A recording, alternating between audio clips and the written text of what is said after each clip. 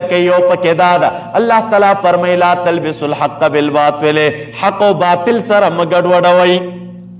دا د عمرو مسؤلیت دی چې د حق او د باطل تمیز وکړي او حق او باطل سره جدا کړي.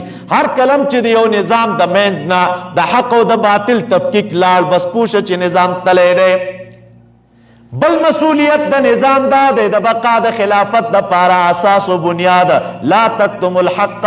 رب العالمین وی حق مه پټوئ، حق بیان کوي، حق خلکو ته ښکاره کوي. او کلم چې په یو خلافت کې حق پټېدل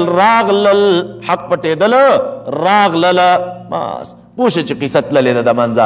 بقا د نظام نه نظام باقي نه پاتې کېږي. دا خو موږ وینو مولوي صاحبانو الله دې زموږ استاسو د نظام ته استحکام ورکړي. خدای تعالی دې د عمرو نیتونه سم کړي او درست دي کړي ورته رب العالمین. ډېرې دعاګانې کوئ. دا کم نعمت خدای تعالی په موږ او تاسو پرزو کړی خدا ناخواسته که دا یو ځل لاړ که نه د دې بیا بل بدیل نشته.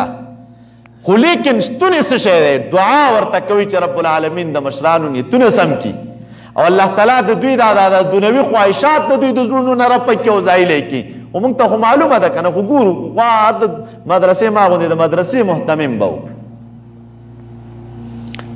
دا د سرمایه‌دارو کورونو دروازې به یې ټکولې چې حضرت مدرسه لرم او که کومک را سره وکړي او دې سرمایه‌دارو به کومکونه کول او د دوی دا د مدرسو ترتیبونه به روانو. نن د مدرسې محتمم صاحب هغه صاحب چې هلته په چوکۍ ناسته همغه محتمم صاحب لاړه چوکۍ باندې کېناسته دې هلته کېناسته چې تر پرونه دې دروازه ټکوله خلکو ته د مدرسې مصروفیتونه دې روانول او ترتیبونه دې روانول. نن وضعیت ته ګوره بدل دی. نو دا تر خوړلې تنخوا به تا ته څومره درکولی کېږي؟ 2.5 لکه به درکړي درته، 3 لکه به درکړي درته. نو په دې 3 لکو کې به ته څومره میلمانه به دې وپالي، کور به وپالي، بچي به وپالي. دا نورې دا درندې معاملې چې روانې کړي دا د کومه دي؟ او دا خو د دنیا دا خواهشاتو دا ترتیبونه داسې دي سړي ته خو خوند ورکوي. دا خو دې سوچ نه دی چې د یتیمانو په وینو باندې ناست یم. دا د فکر نه دی مولوي صاحبانو چې د شهیدانو وینې مې مخې ته پرتې دي او د هغې مخې ته چې دی د هغې په ترتیب روان یم او د خپل نظام او سیستم مخې ته وړم. دا چوکۍ نه ده، دا د شهیدانو هډوکي دي.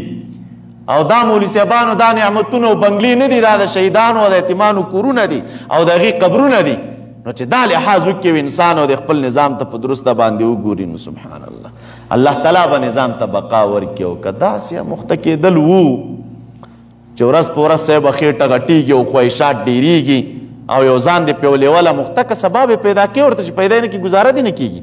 دا د خپل ترتیب داسې جوړ کړی او دا لیول دې داسې جوړ کړی چې بیا دې په کم شي باندې ګزاره کېږي نه نو بیا خو به مشکلات دي که نه.